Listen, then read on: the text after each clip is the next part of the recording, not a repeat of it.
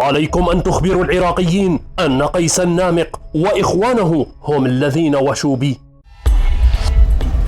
قال خليل الدليمي أحد محامي الرئيس صدام حسين في كتابه هذا ما حدث، حيث أن الرئيس صدام حسين قال إن صاحب الدار صديقا أثق به ثقة كبيرة هو قيس النامق، وكنت آنذاك أكتفي بأصحاب 2 من أفراد حمايتي من المقربين لي كي لا أثقل على صاحب الدار، ولكي لا تكون الدار هدفا مرصودا للقوات الأمريكية. وردءا لأي طارئ قمنا بوضع دراجة نارية وحصان وزورقا جاهزا في النهر أمام الدار على نهر دجلة لكي نستخدمها جميعا عند الحاجة.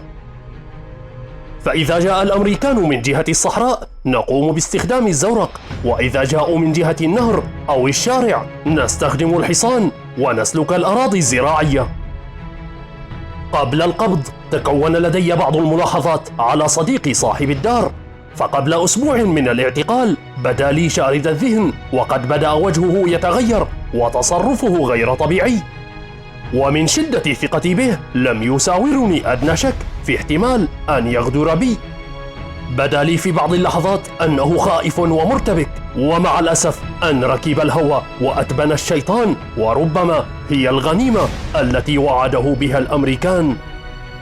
أما أنا فلم أكن أملك مبلغا كبيرا من المال لأتحسب للخيانة مكانا، كان كل ما معي هو 1,280,000 دينار أدير بها بعض عمليات المقاومة.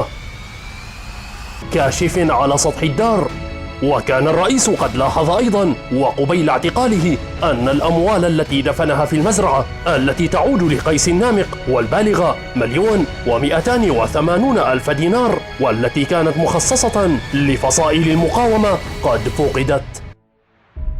وأنفي نفيا قاطعا معظم ما ورد في الرواية الأمريكية، وخاصة الاسم الذي ذكروه بأنه هو الواشي، فهذا الشخص لدي ثقة كبيرة فيه، والأمريكان يريدون خلط الأوراق والتمويه على الخونة الحقيقيين الذين سلموني للغزاة.